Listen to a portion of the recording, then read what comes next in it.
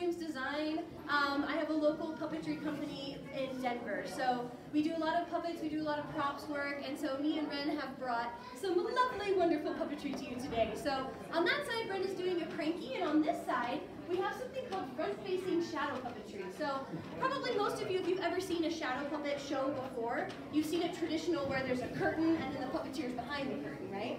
In this style of puppetry, I am actually right here, right in front of you. So what that means is not only do you get to see the actual show, you get to see how it's done, which is so cool. And that's my favorite part about puppetry, is you can kind of see the magic behind it. So you'll be able to see the process and the product. So I'm going to be telling you a story from Australia, an Aboriginal folktale about the kangaroo. And this story is all about how the kangaroo got her pouch, because a long time ago, kangaroos didn't have pouches to carry their joeys. So we're going to learn how she got her pouch. If you want more information on the story, we do have quite a few handouts for stories from Australia and South Pacific. After the show, I'm going to invite you to come up. You can actually come see the puppets, you can play with the flashlights, you can see what it's all about. So I'm more than happy to have you join us for that. Make sure you make your own puppet before you go. We have stations where you can do that. You can take photos for Instagram, and there is a little bit of a popularity contest. So if you like what you've seen here tonight, we would love your vote. There's all these buckets outside, so feel free to drop your token in ours if you like what you see. So without further ado, I'm going to go ahead and start this one for you guys. Get my photos. All right, here we go.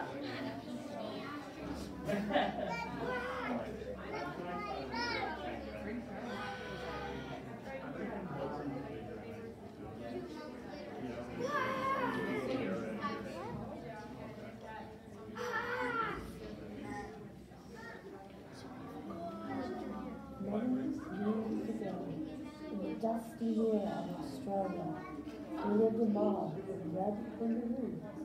There were butts, boomers, jocks, jills, flyers, and of course, joeys. In this particular mob, there was a kind mother kangaroo. She was grooming her joey on the bank of a stream, enjoying the fresh water and warm day. The mama kangaroo was combing the young joey's fur when suddenly she heard a rustle in the brush. After a tense moment, the brush parted, and out stumbled an old and weak wombat. "Oh dear," the kangaroo whispered to her baby. "This wombat is old and sick. He must have great-great-great-grandchildren already." Using her massive ears, the mother kangaroo thought she heard the sound of weeping. As the wombat veered closer, she heard him say, "Useless and worthless. Worthless and useless." The kangaroo hopped to the wombat and asked, "What's the trouble, friend wombat?"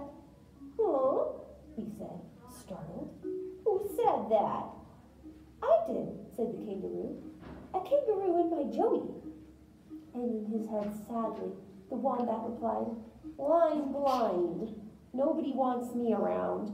Nobody thinks about me. I'm no good anymore. They've abandoned me. All of them." The kangaroo, who had a tender heart, looked at her joey, then responded to the wombat. "It's not as bad as all that. I'll be your friend. My joey and I will show you where the tastiest grass grows." In order to guide her blind companion, the kangaroo let the wombat hold her tail. In sort of an unusual procession, the mother kangaroo led the wombat to juicy grass and clear water, her joey following behind. The old wombat sighed with pleasure as he feasted. He obviously had not eaten in a long time. It made the kangaroo happy to see him feeling better.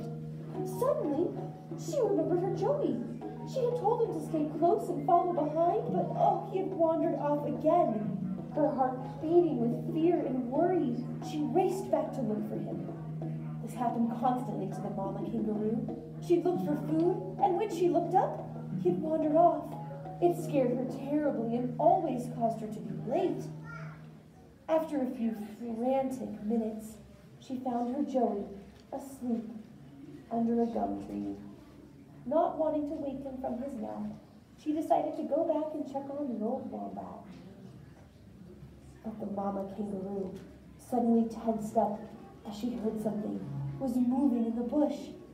Slowly, and as if a nightmare, she saw an Aboriginal hunter raise his deadly boomerang, its smooth edges ready to slice the air.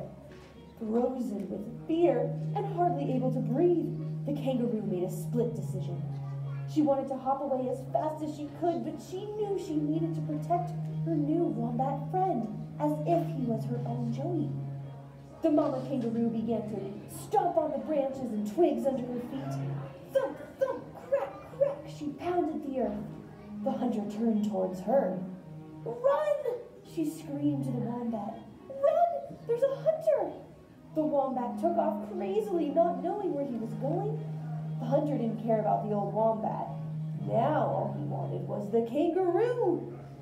She hopped as hard and as fast as she could into the brush, away from where she had left her Joey asleep under the gum tree. Her heart thumped wildly in her throat as she ran for her life. The hunter kept throwing the boomerang at her, but she was too fast and clever to be caught. At last, she came to a cave. She was too tired to go further and collapsed on the dirt floor inside. At least he would have to kill her in the cool dark, not out in the open where her Joey might see.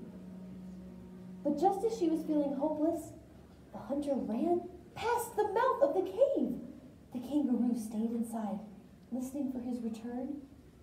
She was afraid to go out. Finally, she saw him walk away back towards the village.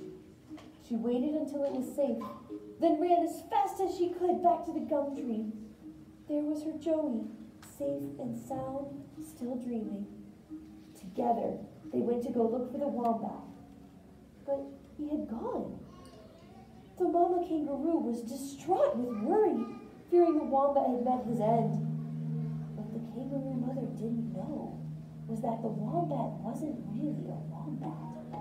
He was actually the great god Biomi, who had put on a disguise. Biomi had descended from the sky world on a mission to find out which one of his creatures had the kindest heart. Now he had the answer. It pleased him greatly. It was the kangaroo. In exchange for her kindness, Biomi wanted to give her a gift that would be both useful and treasured. He called the sky spirits of the dreaming together and said, "Go down below to where the eucalyptus grow tall. Peel the long strips of bark and make a dilly bag apron. Give it to the kangaroo mother and explain that she must tie it around her waist." And so they did. Using wind and nature, they fashioned a bark apron for the kangaroo and presented it to her. At the very moment the kangaroo mother tied the apron around her waist, Biomi transformed it into soft kangaroo fur. It grew into the flesh on her tummy. Now she had a pouch in which to carry her baby Joey. He could even sleep in there as she went about her daily tasks. The kangaroo mother was extremely grateful. She would no longer have to stress and worry about her Joey's whereabouts. She could have him with her at all times. But because she was the kindest creature of all, she didn't want to keep it only for herself. She thought about all the other kangaroo mothers and the wallaby mothers, the kangaroo rats, the walrus, all the other marsupials. Biomi loved the kangaroo's generous heart, and he would never forget her enormous act of kindness. So in return, he decided to make pouches for all the other marsupial mothers. And ever since that day, all marsupial mothers have pouches to carry their young and keep them safe, all thanks to the mama kangaroo, who showed that kindness and generosity can transcend all barriers.